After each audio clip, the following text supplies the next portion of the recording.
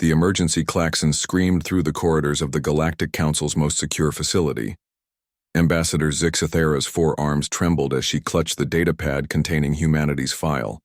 The red warning symbols flashed across the screen like angry eyes. "You cannot be serious," she hissed through her translator, her crystalline exoskeleton clicking with agitation.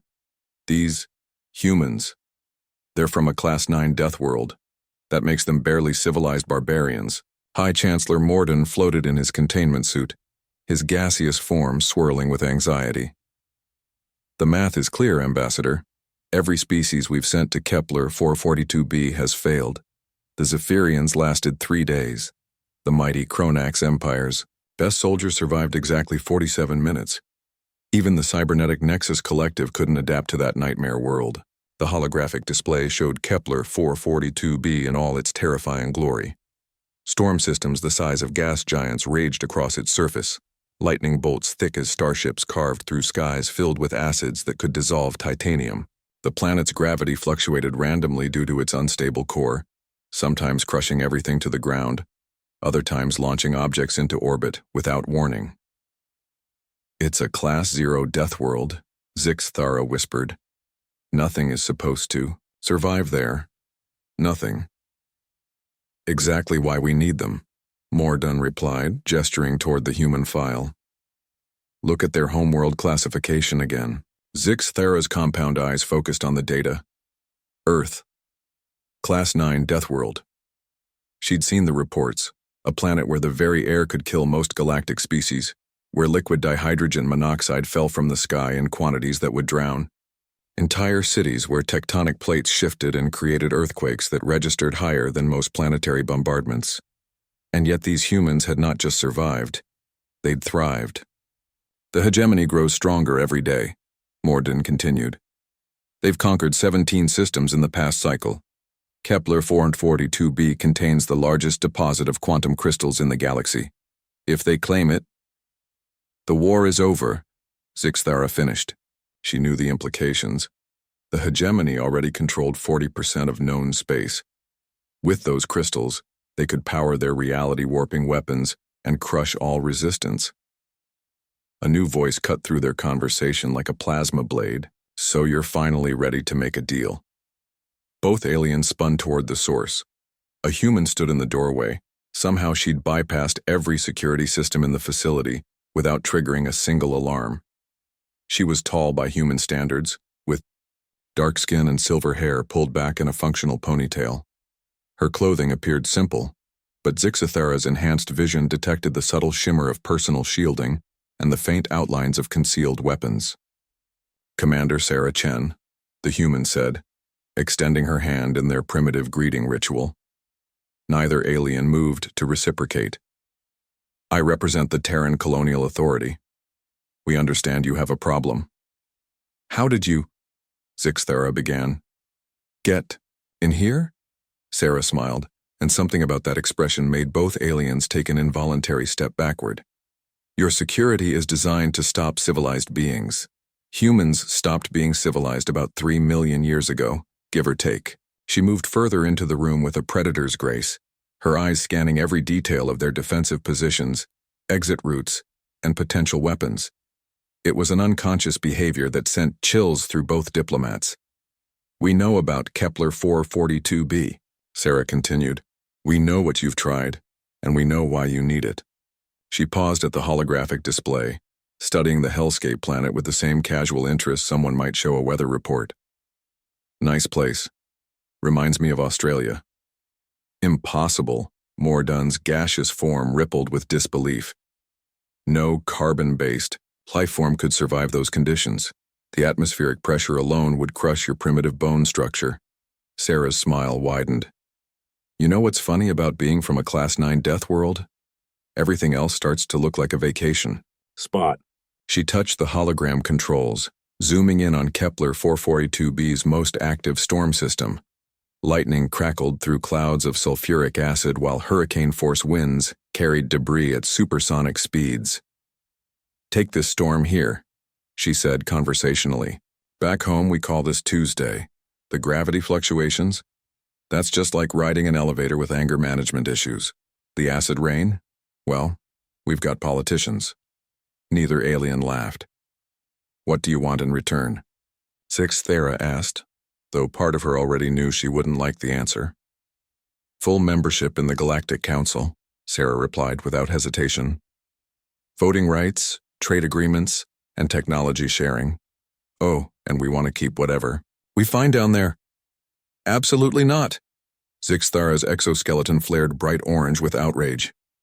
Your species hasn't even developed proper faster-than-light travel. You're nowhere near advanced enough for council membership. Sarah's expression didn't change, but something cold crept into her eyes. Then I guess you'll have to explain to your constituents why you chose to let the hegemony win rather than work with primitive barbarians. She turned toward the door, then paused. Oh, and Zixthara, next time you want to spy on our diplomatic communications, use better encryption. My 12-year-old nephew could crack your military-grade security.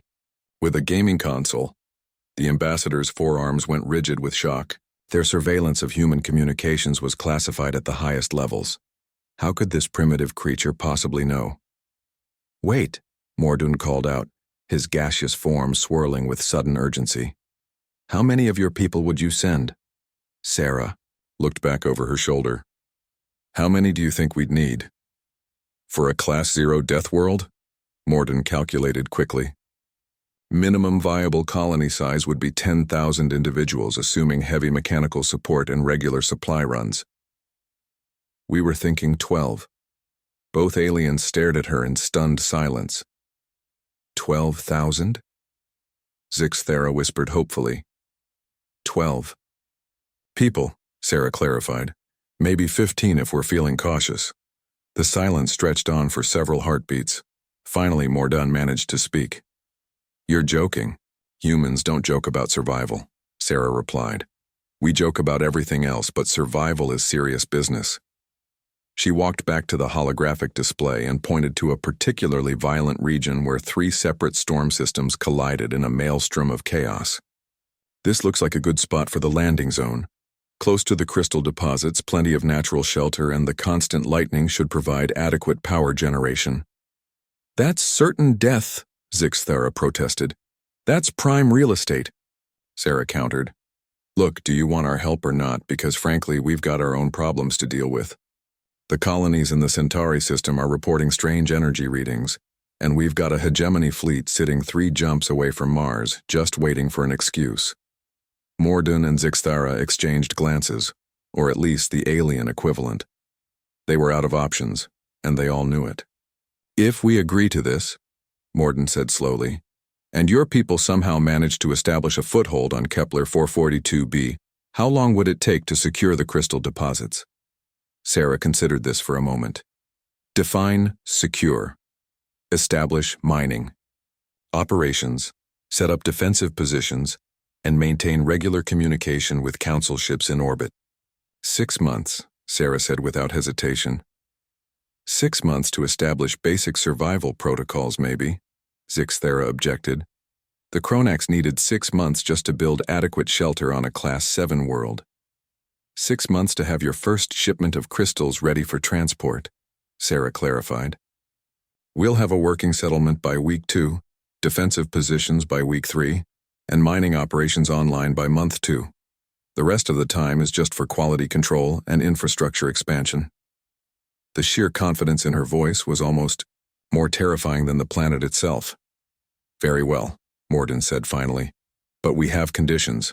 Full sensor monitoring of your mission, regular progress reports, and if your people fail— They won't, Sarah interrupted. But if they do, he continued, humanity's application for council membership is permanently rejected. Sarah's smile returned, but this time it held a predatory edge that made both aliens uncomfortable. Deal. But when we succeed, and we will, the council honors its agreement. Full membership, full rights, and full access to galactic trade networks. Agreed, Zixthara said reluctantly. Sarah extended her hand again. This time, both aliens hesitantly reciprocated the gesture, though they immediately sterilized their appendages afterward. Pleasure doing business with you, Sarah said, We'll have our team ready for departure in 72 hours. 72 hours? Morden's gaseous form flickered with surprise. But you'll need time to prepare specialized equipment, conduct environmental training, establish supply chains. Nah, Sarah waved dismissively. Most of our people pack light. Besides, Kepler 442b has everything we need. Everything you need? For what? Zixthera asked nervously. Sarah's smile widened one final time before she disappeared back into the shadows, as silently as she'd arrived. For making ourselves at home. Captain Marcus Webb gripped the arms of his acceleration couch as the transport ship shuddered through another gravitational anomaly. Around him, 11 other humans sat with the relaxed calm of people heading to a beach vacation rather than certain death. Approaching drop zone, announced the Zephyrian pilot through the comm system, his voice tight with barely controlled terror. Gravity fluctuation detected, registering 12 standard gravities and climbing. Webb felt the familiar tug as artificial gravity compensated, then overcompensated, then gave up entirely. His stomach performed a lazy somersault as they went, briefly weightless before crashing back into their seats. Just like the roller coaster at Six Flags, muttered Dr. Elena Vasquez, the team's xenobiologist. She was busy checking her equipment manifest, apparently unconcerned that they were about to descend into hell itself. Which Six Flags? Asked technical specialist Jake Morrison, looking up from his tablet where he'd been playing some sort of puzzle game. Because the one in Jersey has that coaster that actually launches you through a lightning field. That's not a real thing, protested communications officer Lisa Park. Is too. My cousin works there. They call it the Death Wish. You literally sign a waiver acknowledging possible electrocution. Webb shook his head. His team consisted of 12 of humanity's best and brightest volunteers who'd competed for the chance to visit the galaxy's most dangerous planet. They were treating it like a camping trip. Atmospheric entry in 30 seconds, the pilot announced. I'm reading storm activity that registers beyond our instrument's capability to measure. Are you absolutely certain about this? Webb activated, his comm. Pilot, what's your species mortality rate for extreme environment operations? Approximately 47% for Class 5 worlds and above, came the nervous reply. Our mortality rate for Tuesday morning commutes is higher than that, Webb replied calmly. We're good. Through the viewport, Kepler 442b grew from a distant sphere to a swirling nightmare of perpetual storms. Lightning arced between cloud layers in patterns that defied physics, while the visible surface showed a landscape that seemed to shift and change as they watched. Jesus, whispered demolitions expert Amy Rodriguez, pressing her face to the glass. It's beautiful. Everyone turned to stare at her. What? She said defensively. Look at those electrical patterns. It's like the planet is alive. The planet is trying to kill us, pointed out environmental specialist David Kim. So did Australia, and we turned that into a tourist destination. The Sabu ship lurched violently as they hit the outer atmosphere. Warning lights flashed across every surface while alien voices chattered in panic over the comm system. Webb's team barely noticed. They were too busy comparing the experience to various amusement park rides. Gravitational anomaly, the pilot screamed. We're being pulled off course. Webb glanced at the navigation display. They were indeed being dragged toward what appeared to be a massive electromagnetic storm system. Lightning bolts the size of skyscrapers danced through clouds of superheated plasma. Can you compensate? He asked. Negative. Engine power insufficient. We're going to crash. Define crash, said pilot Sarah Chen. A different Chen from the ambassador, though they were cousins. Uncontrolled descent resulting in total destruction of the vessel and all aboard. Sarah unbuckled herself from her couch and pushed toward the cockpit. Mind if I take a look? You're not rated for this class of ship. I'm rated for atmospheric entry on a Class 9 death world, Sarah replied. Trust me, this is easier. She slipped into the co-pilot's seat and began working the controls with casual efficiency. Webb watched through the cockpit windows as she guided them into the storm rather than fighting against it. What are you doing? The Zephyrian pilot demanded. Surfing, Sarah replied. See, you're thinking about this storm like an obstacle, but it's really just a wave. You ride it instead of fighting it. She adjusted their approach vector, using the electromagnetic fields to slingshot them around the worst of the lightning, while maintaining just enough forward momentum to break free on the other side. The ship groaned and shuddered, but held, together. "Impossible," the pilot whispered. "The energy readings alone should have fried our systems." "Yeah, you might want to upgrade your shielding," Sarah suggested. "We use better tech on our kids' bicycles." They emerged from the storm into relatively clear skies, if you could call hurricane-force winds and horizontal rain clear. Below them stretched a landscape that looked like it had been designed by a committee of vengeful gods and angry geologists. Landing. "Zone spotted," Sarah announced cheerfully. "That flat area between the lava flows and the acid geysers. That's not flat," the pilot protested. "It's covered in crystalline formations that could tear through our hull." Sarah squinted at the terrain. "Those aren't obstacles, those are handholds." She brought them down with the practiced ease of someone who'd learned to fly in Earth's atmosphere, where every landing was technically a controlled crash. The ship touched down with surprising gentleness, though the hull immediately began smoking as acidic rain made contact with the outer plating. "Welcome to Kepler 442b, Webb announced to his team. "Local time is apparently nightmare o'clock, weather is apocalyptic with a chance of death, and the forecast calls for, why did we come here with scattered, oh God, we're all going to die." His team laughed, actual laughter. The Zephyrian pilot stared at them in horror. "Atmospheric readings," Dr. Vasquez called out, consulting her instruments. "Oxygen content is actually not terrible.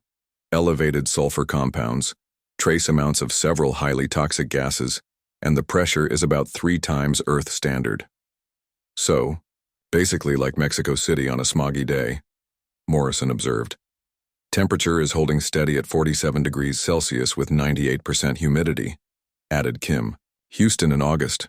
Rodriguez nodded sagely. "Radiation levels are—" Vasquez paused, double-checking her readings. "Actually within tolerable ranges. Gravity is currently at 1.3 Earth standard, though it's fluctuating." Webb watched the Zephyrian pilot run the same atmospheric analysis. The alien's reading showed an environment that should instantly kill any carbon-based life form through at least 6 different mechanisms. "Your instruments must be malfunctioning," the pilot said weakly. "Nah," Webb replied, standing and stretching. "We're just used to worse." He moved to the equipment lockers and began distributing gear. Each team member received what appeared to be standard exploration equipment, nothing that looked particularly advanced or specialized for extreme environments. "Where are your environmental suits?" the pilot asked in growing panic. "Your radiation shielding? Your atmospheric processors?" "Don't need 'em," Park replied, pulling on what looked like a standard jumpsuit. "This is rated for Class 12 environments. There's no such thing as a Class 12 environment." "There is on Earth," she replied cheerfully. "We call them office buildings, with broken air conditioning." Webb activated the cargo bay doors. Immediately, the ship's atmosphere mixed with Kepler 442b's hellish environment. Alarms shrieked as the ship's systems registered conditions that should have killed everyone aboard instantly. The humans breathed normally. "Okay, people," Webb called out over the howling wind. "Standard exploration protocol. Rodriguez, I want charges set for a preliminary shelter. Morrison, get the communications array online. Vasquez, start your biological surveys. Kim, environmental mapping. Everyone else, general reconnaissance." He paused at the cargo bay ramp and looked back at the pilot. "We'll have a preliminary report ready in 6 hours. Try not to let the atmosphere eat through your hull plating." With that, 12 humans walked out into hell itself like they were heading to the grocery store. The Zephyrian pilot watched them disappear into the storm, then activated his emergency beacon. "This is Transport 7 to Council Command," he transmitted. "The humans they've just, I don't even know how to report this." "Are they dead?" came the reply. The pilot looked at his sensors, which showed 12 human life signs moving steadily away from the ship, spreading out across the deadly landscape in organized patterns. "No," he said numbly. "They're exploring." 3 weeks later, Ambassador Zixathera materialized in the Council's emergency session chamber, her crystalline exoskeleton clicking with agitation. The holographic displays around the room showed data that shouldn't have been possible. Explain. To me, she said without preamble, how 12 humans have not only survived on Kepler 442b, but are apparently thriving. High Chancellor Mordoon's gaseous form swirled nervously in his containment suit. The reports are unprecedented. I can see that. Zixthera gestured at the displays. They've established a permanent settlement, begun mining operations, and somehow made contact with the indigenous life forms. Indigenous life forms that we didn't even know existed. The main screen showed aerial footage from long-range surveillance drones, where once there had been nothing but barren wasteland punctuated by lethal geological activity. A small but growing human settlement now sprawled across several acres. Structures that appeared to be built from local materials stood in neat rows, connected by walkways that bridged the most dangerous terrain features. More disturbing were the creatures visible in the footage. Those can't be native to a Class 0 world, whispered scientific advisor Kethmos, his tentacles writhing with anxiety. Nothing that complex could evolve in such an environment.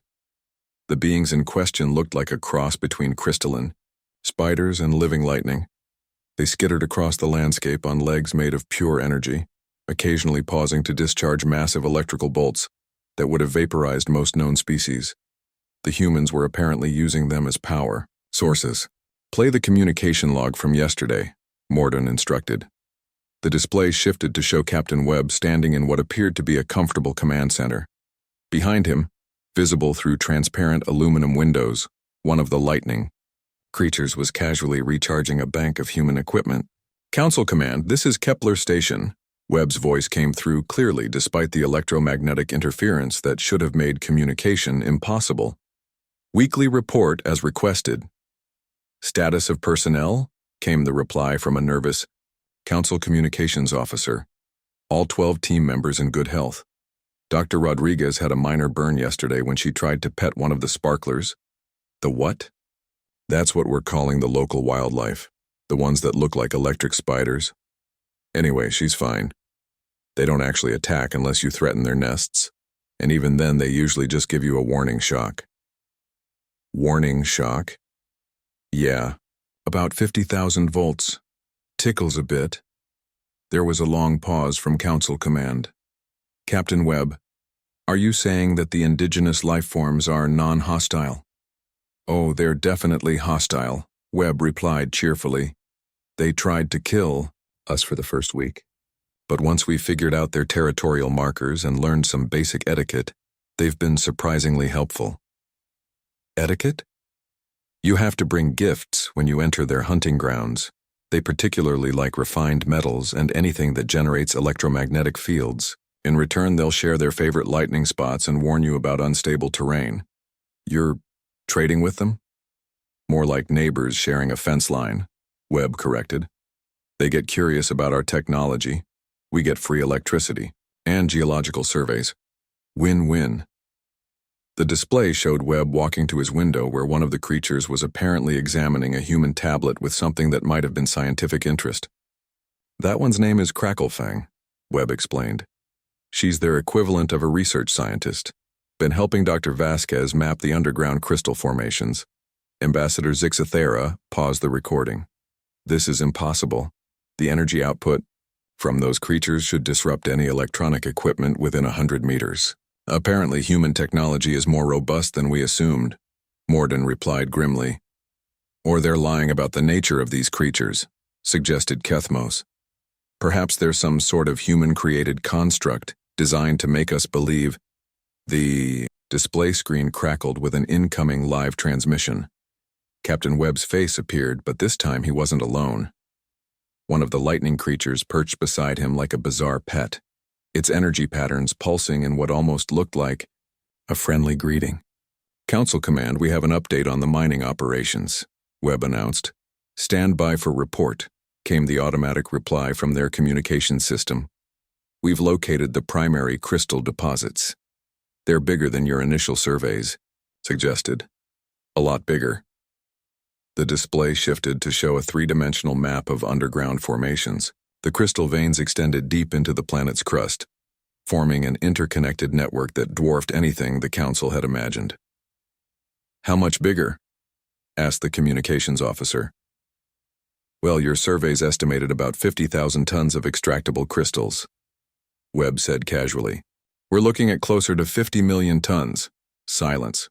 "Captain Webb, please confirm that figure. 50 million tons of quantum crystals minimum. Could be twice that once we finish mapping the lower levels." Zixthera felt her exoskeleton begin to crack under stress. Those crystals represented more raw power than some entire star systems possessed. With that much quantum energy, humanity could reshape the balance of power in the galaxy. "However," Webb continued, "we've run into a small problem." "What kind of problem?" the communications officer asked nervously. "Well, it turns out the crystals aren't just sitting there waiting to be mined. They're part of the planet's ecosystem." The display showed new footage from deep underground. The crystal formations pulsed with rhythmic energy that matched the life signs of the surface creatures. "The sparklers, the indigenous life forms, they're not just living on the planet," Webb explained. "They're symbiotically connected to it. The crystals are basically their nervous system made manifest." "Are you saying the entire planet is alive?" Kethmos whispered. "More like the entire planet is their home," Webb corrected. "Think of it as a really big ant colony, except the ants are made of lightning and the colony extends through several dimensions we're still trying to understand." Zixthera's forearms began trembling. "Captain Webb, what are you saying exactly?" "I'm saying, we can't just mine the crystals without permission from the locals. That would be like someone strip mining your house while you're still living in it. But the mission parameters clearly state that you're to secure the crystal deposits for Council use." Webb's expression became carefully neutral. "Actually, the mission parameters state that we're to establish a human presence on Kepler 442b and report on the feasibility of crystal extraction. We've done both." "And?" "Extraction is definitely feasible," Webb replied. "The locals are willing to trade processed crystals in exchange for certain considerations." "What kind of considerations?" Morden's gaseous form was starting to turn an alarming shade of red. "Well, they're very interested in our music," Webb said. "Apparently, human musical scales create harmonic resonances in their crystal matrix that they find aesthetically pleasing." "Music?" "Yeah. Dr. Morrison brought his guitar, and when he started playing yesterday, about 50 sparklers showed up to listen. They've been requesting concerts ever since." The transmission showed one of the creatures apparently swaying to an inaudible rhythm, while Morrison played what looked like a highly modified electric guitar. "They're also fascinated by our food preparation techniques," Webb continued. "Turns out they've never seen controlled combustion before. Dr. Kim's been teaching them to cook." "These creatures eat energy. They consume various forms of electromagnetic radiation, but they're very interested in the thermal dynamics of human cooking methods. Cultural exchange, you know." Zixthera realized she was hyperventilating. "Captain Webb, are you telling us that you've established diplomatic relations with the indigenous population of a Class 0 death world?" "I'm telling you that we've made friends with the neighbors," Webb replied. "And the neighbors happen to control the largest known deposit of quantum crystals in the galaxy." "What are their terms?" Morden asked, though his voice suggested he already dreaded the answer. "They want to join the Galactic Council." The emergency session chamber fell silent except for the hum of life support systems. That's impossible," Kethmos finally managed. "They're a pre-spaceflight civilization. They don't qualify for membership." "Actually," Webb said, consulting, "a data pad. According to Council Charter Section 15, Subsection 7, any species that demonstrates mastery over quantum dimensional manipulation qualifies for provisional membership status." "They don't have quantum dimensional manipulation capabilities." Webb gestured behind him, where one of the creatures was casually stepping in and out of what appeared to be solid matter. "They call it phase shifting," he explained. "Turns out, they've been using it for hunting and territorial defense for about 12 million years. They just never thought to apply it to interstellar travel because they were happy staying home." Zixthera's exoskeleton finally cracked completely, pieces of crystalline shell falling to the chamber floor. They want council membership in exchange. For crystal mining rights? She asked weakly. Not exactly, Webb replied. They want council membership because they think galactic politics sounds fun. The crystal mining rights they're willing to negotiate separately. With who? Webb's smile returned, and once again it carried that predatory edge that made civilized beings nervous. With their new human friends, of course. Chapter 4. The New Neighbors. 6 months after the initial landing, the Galactic Council found itself hosting the most unusual diplomatic reception in its 10,000-year history. The main assembly chamber had been extensively modified to accommodate delegates who existed partially in dimensions that most species couldn't perceive. Ambassador Zixithara, now sporting a completely artificial exoskeleton after her stress-induced molting incident, watched in fascination as the Kepler 442b delegation materialized directly onto the speaker's platform. The creatures, Zixithara still couldn't think of them as people, appeared as shifting patterns of crystalline energy that occasionally stabilized into roughly humanoid shapes. The lead delegate, whom the humans had introduced as Ambassador, Sparkdance, stepped forward and spoke in a voice that sounded like controlled lightning. Honored council members, the translation system rendered their communication. We greet you with the traditional blessing of our people. May your electrons flow freely and your atomic bonds hold strong. Scattered murmurs rippled through the assembly.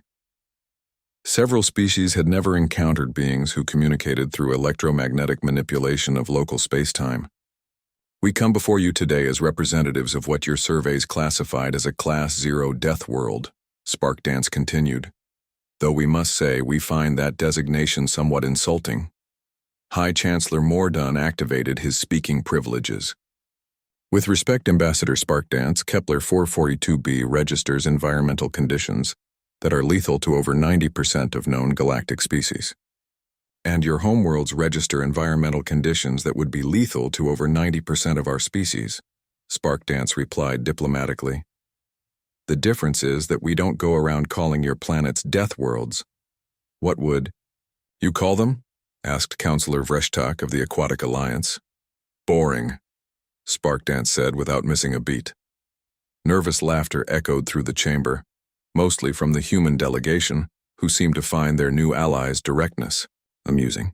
However, Sparkdance continued, we're not here to debate planetary classifications.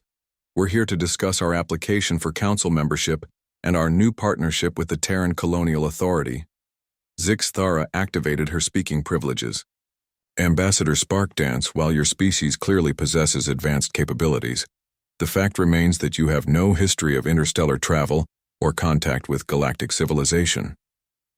With respect, Ambassador Zixithara, neither did humans until about 200 years ago, and they seem to be doing just fine. Commander Sarah Chen, now representing humanity as their official council delegate, stood up in the observers' gallery. If I may address the council? The floor recognizes Delegate Chen, Mordun announced. Sarah moved to the speaker's platform with her usual predatory grace. Honored council members, I think there's been a fundamental misunderstanding about what happened on Kepler 442b. Please, elaborate, Mordun requested. You seem to think we went there and somehow convinced the local inhabitants to cooperate with us, Sarah said. That's not what happened. Then what did happen? Zixithara asked, though she suspected she wouldn't like the answer. We went there and discovered that the local inhabitants had been monitoring galactic communications for the past 3,000 years. Silence. They what? Kethmos whispered. The Sparklers, the Keplerian people, have been listening to our transmissions since before the council was formed, Sarah explained. They've been watching our wars, our politics, our cultural development, and our expansion across the galaxy. Ambassador Sparkdance's energy pattern shifted into what might have been amusement. Your electromagnetic emissions are quite entertaining. We particularly enjoyed the period you called the Great Zephyrian Comedy Hour. That was a historical documentary series, protested the Zephyrian delegate. Was it? Our cultural analysts classified it as humor due to the improbable nature of the events depicted, Sarah continued before the conversation could derail further. The point is, the Keplers have been qualified for council membership for millennia. They simply chose not to apply because they found galactic politics. She paused to check her notes. Unnecessarily complicated and probably stupid. Then why apply now? Asked Morden. Sparkdance's form shifted again. Because we met humans. What does that have to do with anything? Humans are the first species we've encountered that approaches galactic politics the same way we approach dimensional phase shifting, Sparkdance explained. You treat it as a survival mechanism rather than an intellectual exercise. Zixthera felt another crack forming in her replacement exoskeleton. Are you saying you want to join the council because humans taught you how to be politically manipulative? We're saying we want to join the council because humans taught us that galactic politics could be fun, Sparkdance corrected. Your species spends enormous amounts of time and energy on elaborate diplomatic ceremonies that accomplish very little. Humans skip the ceremonies and accomplish enormous amounts in very little time. For example, Sarah interjected, traditional council protocol would require approximately 18 months of preliminary negotiations before even discussing the Kepler crystal mining rights. We hammered out a comprehensive trade agreement in 3 weeks. What are the terms of this agreement? Mordoon asked nervously. Sarah and Sparkdance exchanged what appeared to be conspiratorial looks. The Keplerian Collective will provide processed quantum crystals to the Galactic Council at fair market rates, Sarah announced. In exchange, the Council will provide advanced manufacturing technology, access to galactic trade networks, and full diplomatic recognition. That seems reasonable, Zixthera said cautiously. However, Sparkdance added, all transactions will be processed through the Terran Colonial Authority's new Kepler 442b trading post. What trading post? Several delegates asked simultaneously. Sarah's predatory smile returned. The one we've been building for the past 6 months. It's now the largest independent trading facility in this sector of the galaxy. The main display activated to show current footage from Kepler 442b. What had once been a small human settlement was now a sprawling complex of interconnected structures that stretched across several continents. Ships from dozens of species were visible in orbital traffic patterns, while the surface showed evidence of massive industrial operations. How is this possible? Kethmos demanded. Our surveillance reports showed only a small mining operation. Your surveillance reports showed what we wanted you to see, Sarah replied. Humans learned a long time ago that the best way to avoid interference is to appear less capable than you actually are. Captain Webb's voice came through the comm system from Kepler 442b. Council Command, we have an update on mining operations. Proceed, Captain, Morden said weakly. Daily crystal production is now at 12 tons of processed quantum material. We're operating at about 15% capacity, while we train additional Keplerian technicians. 15%? Zixthera's replacement exoskeleton began showing stress fractures. Yeah, we're being careful not to overproduce during the initial phase. Don't want to crash the galactic market before the trade agreements are finalized. Thirkak. Implications hit the assembled delegates like a plasma torpedo. At 15% capacity, the Kepler operation was already producing more quantum crystals than some entire sectors combined. At full capacity, Captain Webb, Counselor Vreshtak, asked in a trembling voice, what would full capacity production look like? Well, conservative estimates put us at about 80 tons per day, but that's assuming we only use the surface level formations. The Keplers have been showing us some deep core deposits that could potentially increase that by a factor of 10. 800 tons per day, whispered Kethmos. Maybe more. The planet's crystal matrix extends deeper than anyone realized. We're still mapping it. Ambassador Sparkdance's energy pattern flickered with what appeared to be amusement. Your species seems surprised by this. Did you not realize that our entire civilization is built around quantum crystal manipulation? We thought you were a pre-industrial species, Zixthera protested. We are pre-industrial by your standards, Sparkdance agreed. We never needed to develop industrial technology because we can manipulate matter directly at the quantum level. Why build factories when you can restructure atomic bonds through controlled dimensional phasing? Sarah nodded approvingly. It's actually more efficient than most galactic manufacturing processes. No waste products, minimal energy expenditure, and the results are structurally perfect at the molecular level. Speaking of which, Webb's voice came through the comm again. We've got some visitors here who'd like to address the council directly. What kind of visitors? Morden asked nervously.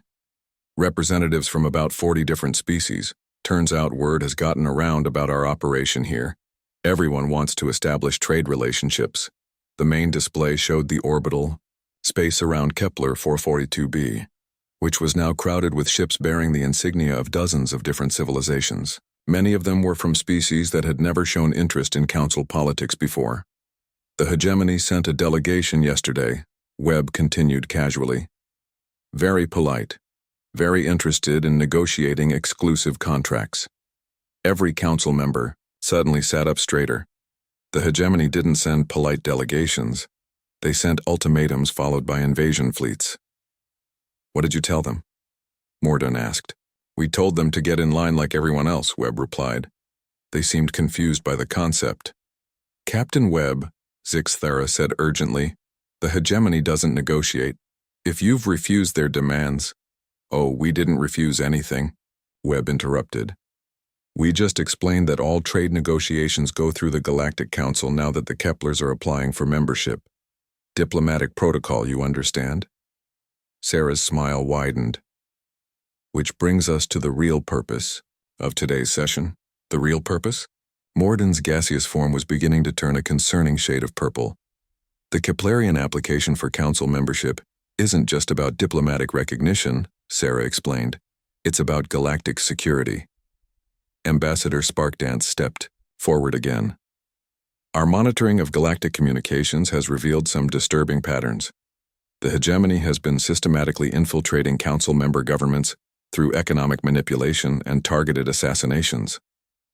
That's a serious accusation, Councillor Vreshitak objected. Do you have proof? Sparkdance's form shifted, and suddenly the air around the speaking platform filled with holographic displays showing classified communications, financial records, and surveillance footage. 17 council members have been compromised, Sparkdance announced. Their votes are being controlled through a combination of economic pressure and threats to key personnel. The evidence was overwhelming. Names, dates, specific incidents, everything laid out with the methodical precision of beings who had been watching galactic politics for millennia. How did you obtain this information? Kethmos demanded. We've been monitoring hegemony communications since they first appeared in this sector, Sparkdance replied. We found their operational security lacking. You've been spying on them? We've been spying on everyone, Sparkdance corrected cheerfully. It's what you do when you live on a planet that everyone else considers uninhabitable. You watch, you learn, and you wait for the right moment to act. Sarah stepped forward again. Which brings us to our proposal. What proposal? Morden asked, though his tone suggested he already knew this wouldn't be good news. The Terran Keplerian Alliance formally requests authorization to establish a joint military presence in this sector, Sarah announced. For defensive purposes only, of course. Military presence? Nothing too dramatic, Sarah said dismissively. Maybe a dozen patrol ships, a few monitoring stations, some early warning systems. Just enough to ensure that trade routes remain open and secure. And if the hegemony objects to this defensive presence? Zixthera asked. Sarah and Sparkdance exchanged another one of their conspiratorial looks. Well, Sarah said slowly, humans have a saying about what happens when you bring a knife to a gunfight. And what happens? Morden asked against his better judgment. You lose, Sarah replied simply. But that's not really the issue here. What is the issue? Ambassador Sparkdance's energy pattern shifted into something that might have been anticipation. The issue is what happens when you bring conventional weapons to fight beings who can manipulate quantum reality. The chamber fell silent as the implications sank in. Are you threatening the hegemony? Kethmos whispered. We're offering to protect the council from the hegemony, Sparkdance corrected. There's a difference. What kind of protection? Zixthara asked. The kind that ensures this war ends before it really begins, Sarah replied. The hegemony has been expanding because no one has been able to effectively resist their reality-warping weapons. But those weapons depend on quantum crystal technology. So we control the largest source of quantum crystals in the galaxy, Sarah pointed out. And our new Keplerian friends have some very interesting ideas about what else you can do with quantum manipulation. Ambassador Sparkdance's form flickered with what was definitely amusement now. Your species' weapons technology is fascinating, but ultimately limited by your three-dimensional thinking. You build bigger guns, stronger shields, faster ships, all very impressive within the constraints of normal space-time. But we don't operate within those constraints, Sparkdance explained. We exist partially in dimensions that your weapons can't even detect, let alone target. The main display showed new footage from Kepler 442b, specifically what appeared to be a joint human-Keplerian military exercise.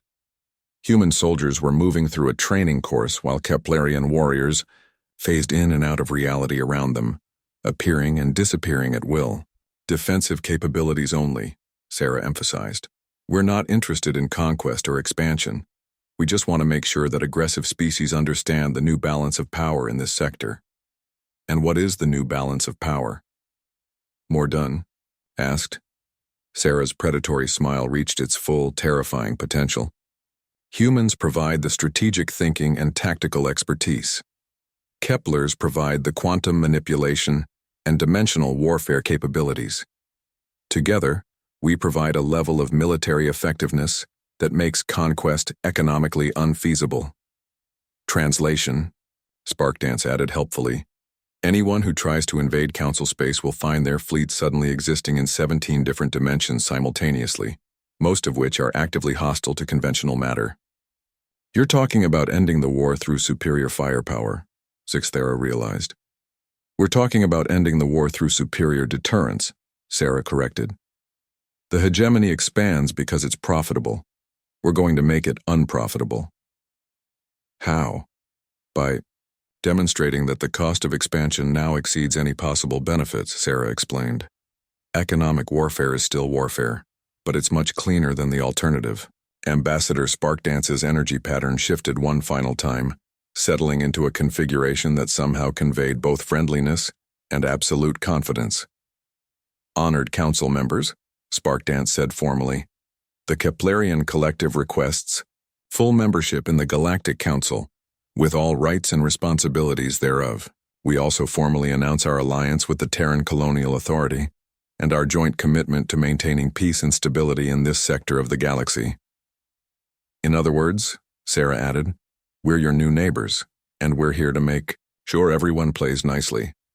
The council chamber erupted in discussion as delegates frantically consulted with their home governments. Through it all, Sarah and Sparkdance waited patiently, like predators who already knew how the hunt would end. Zixthara stared at the two beings who had just casually announced the most significant shift in galactic politics in recorded history. 3 months ago, humanity had been a minor species from a backwater planet. Now they were the senior partners in an alliance that controlled the galaxy's most valuable resource and possessed military capabilities that defied conventional understanding, and they'd accomplished it all by making friends with the neighbors. Epilogue.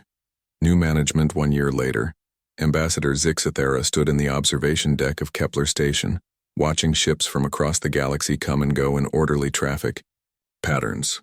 The facility had grown into something that resembled a small city more than a trading post, with residential sections for dozens of different species and commercial districts that never seemed to sleep. Quite a view, said a familiar voice behind her.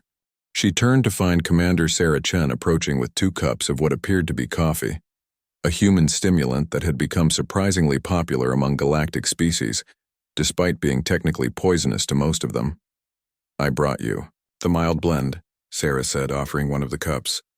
The regular strength apparently causes hallucinations in your people. Thank you, Zixthara said, accepting the drink carefully. I was just thinking about how much has changed. Yeah, it's been quite a year, Sarah agreed, settling into a chair that adjusted automatically to accommodate her human physiology. Though I have to say, galactic politics is a lot less complicated than we expected. Less complicated? Well, once everyone realized that starting wars was no longer profitable, most of the political problems sort of solved themselves. Zixathera gestured toward the traffic patterns outside. The hegemony withdrawal was, unexpected. Not really, Sarah replied. Their entire expansion strategy was based on seizing resources that they could then use to fund further expansion. Once we demonstrated that seizing resources would result in those resources ceasing to exist across multiple dimensions simultaneously, the math stopped working out in their favor. I still don't understand how you convinced them to sign the non-aggression pact. Sarah's smile returned, though these days it seemed less predatory and more genuinely amused. We didn't convince them of anything. We just showed them the economic projections. Economic projections? Cost-benefit analysis of continued expansion versus peaceful trade relationships. Turns out conquest is really expensive when your targets can rewrite the fundamental constants of physics in localized space. Through the observation deck windows, they could see one of the Keplerian defense platforms, a structure that existed in multiple dimensions simultaneously, and served as both a trading hub and a military installation.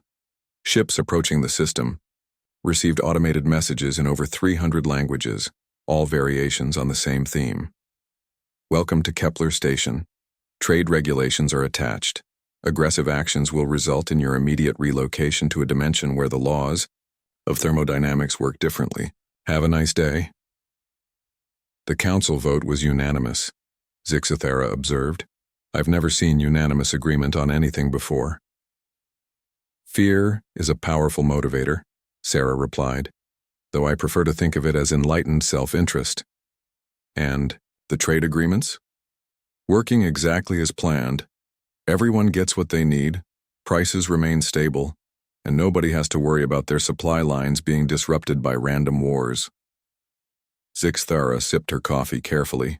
The human beverage was indeed toxic to her species in large quantities, but in small doses it produced a pleasant sense of alertness and well-being. What about expansion? She asked. Surely humanity has plans to colonize other worlds now that you have access to galactic technology. Sarah shrugged. We've got plenty of space back home. Earth's got 7 continents, and we've barely finished exploring most of them. The colony worlds in the Centauri system are still being terraformed. Mars is finally getting a decent atmosphere. Why rush into more expansion when we haven't finished setting up what we already have? But the resources available in galactic space are available through trade, Sarah interrupted. Why spend enormous amounts of time and money conquering planets when you can just buy what you need from people who are happy to sell it? It was such a simple concept that most galactic species had somehow missed it entirely. Besides, Sarah continued, humans learned a long time ago that the best way to get rich isn't to take things from other people. It's to help other people, get rich and then trade with them. Is that another human saying? More like a human survival strategy. Turns out cooperation is more efficient than competition in the long run. A soft chime indicated an incoming message. Sarah activated her personal comm unit, listened for a moment, then smiled. Speak of the devil, she said. Captain Webb reports that the Kronax Empire just submitted a formal application for a trade agreement. Apparently, they're interested in hiring human consultants to help redesign their agricultural systems. The Kronax? Zixathera was shocked. But they're a warrior culture. They consider commerce beneath their dignity. They also consider starvation beneath their dignity, Sarah replied. Turns out their warrior culture doesn't extend to agricultural science. They've been having food shortages for decades, but they were too proud to ask for help. And now they've realized that hiring human agricultural consultants is a lot cheaper than conquering agricultural worlds and trying to maintain them through military occupation. Sarah stood up and moved to the observation deck's communication console. Webb, patch me through to the Kronax delegation. A moment later, the holographic display showed 3 imposing alien warriors who looked like they could bench press small asteroids. Their leader, resplendent in ceremonial armor, spoke in a voice that could have shattered granite. Commander Chen, we greet you with the traditional warrior's salute, the Kronax general declared, raising a weapon that appeared to be part sword and part particle beam projector. General Krextar, good to see you again, Sarah replied casually. I understand you're interested in our agricultural consulting services. Our worlds are fertile, the general said, clearly struggling with admitting any form of weakness. But our food production methods are inefficient. No problem, Sarah said. We've got some agronomists who specialize in high-gravity worlds. They can have your crop yields doubled within 2 growing seasons. And the cost? Standard consulting rates plus a small percentage of the increased production. You keep 90% of the improvement. We get 10% as payment. The general's expression showed the internal conflict between warrior pride and practical necessity. Finally, practical necessity won. These terms are acceptable to our people. Great. We'll have a team ready to deploy next week. Oh, and General, our people will need to work closely with your farmers. That means treating them as honored guests, not conquered subjects. This is understood. Our farmers will be instructed to cooperate fully. The transmission ended and Sarah turned back to Zix with a satisfied expression. 6 months ago, the Kronax were preparing to invade 3 agricultural worlds, she observed. Now they're hiring us to improve their own food production. Amazing what a little economic incentive can accomplish. Is this how humans plan to manage galactic politics? Zix asked. By making everyone financially dependent on human services? Not dependent, Sarah corrected. Prosperous. There's a difference. Dependent people eventually rebel. Prosperous. People become repeat customers. Another chime sounded, and this time Ambassador Sparkdance materialized directly onto the observation deck in a shower of controlled lightning. Sarah Zixathera, the Keplerian said cheerfully. I hope I'm not interrupting anything important. Just discussing the new galactic economic order, Zixathera replied. Ah, excellent timing then. I have news from the deep survey teams. What kind of news? Sarah asked. The kind that's going to make our crystal production estimates look conservative. Sparkdance replied, their energy pattern flickering with obvious excitement. We found something. More crystal deposits? Better. We've found the source. Both Sarah and Zixathera stared at the Keplerian. The source of what? Zixathera asked. The source of quantum crystals, Sparkdance explained. Not just on Kepler 442b, but throughout the galaxy. It turns out that what your species consider natural quantum crystal formations are actually the fossilized remains of ancient Keplerian colonies. The implications hit like a meteor impact. How ancient? Sarah asked quietly. About 12 million years, Sparkdance replied. My people used to have a galaxy-spanning civilization. We seeded quantum crystals throughout known space as part of our infrastructure network. What happened to them? Evolution, Sparkdance said simply. The galaxy got boring, so most of us transcended to higher dimensions. A few colonies chose to remain behind and eventually evolved into what you now know as the Keplerian Collective. So every quantum crystal deposit in the galaxy is technically Keplerian territory under ancient right of settlement, Sparkdance confirmed. Though we're not interested in reclaiming them all. Too much paperwork. Sarah and Zixathera exchanged glances. What are you interested in? Sarah asked carefully. Partnership, Sparkdance replied. The old civilization was boring because everyone thought the same way. But working with humans has shown us that different perspectives make everything more interesting. You want to restart the ancient Keplerian empire? We want to build something new, Sparkdance corrected. A civilization that includes multiple species, multiple ways of thinking, and multiple approaches to solving problems. Starting with humans and Keplers, starting with whoever wants to participate. The galaxy is big enough for everyone to find their own niche. Sarah looked out at the traffic patterns around Kepler Station. Ships from dozens of species engaged. In peaceful trade, sharing technology and resources in ways that would have been impossible just a year earlier. You know what? She said finally. I think that might actually work. Ambassador Sparkdance's energy pattern settled into what had become recognizable as their version of a satisfied smile. Humans, they said fondly, are going to make the galaxy a much more interesting place. Zixthera sipped her coffee and watched the ships come and go, carrying goods and people and ideas across distances that had once seemed impossible to bridge. In the space of a single year, everything had changed. The galaxy's most dangerous death world had become its most prosperous trading hub. The most feared military threats had become enthusiastic trading partners. And the most primitive species had somehow become the architects of a new form of galactic civilization. All because 12 humans had made friends with the neighbors. "You know," she said to Sarah, "when this all started, I thought we were making a terrible mistake. And now?" Zixthera looked around at the bustling station, the peaceful trade routes, and the representatives of dozens of species working together in ways that previous generations would have thought impossible. "Now I think we should have made that mistake a lot sooner." Sarah laughed, a sound that had become common throughout Kepler Station as more species learned to appreciate human humor. "Well," she said, raising her coffee cup in a mock toast, "here's to making more terrible mistakes." "To terrible mistakes," Zixthera agreed, raising her own cup. "And to the neighbors who help us survive them," added Ambassador Sparkdance. Outside the observation deck windows, the galaxy continued its ancient dance of stars and civilizations, but now with a new rhythm, one that promised prosperity, cooperation, and the kind of adventures that came from making friends in dangerous places. The humans had been sent to a Class 0 death world to die.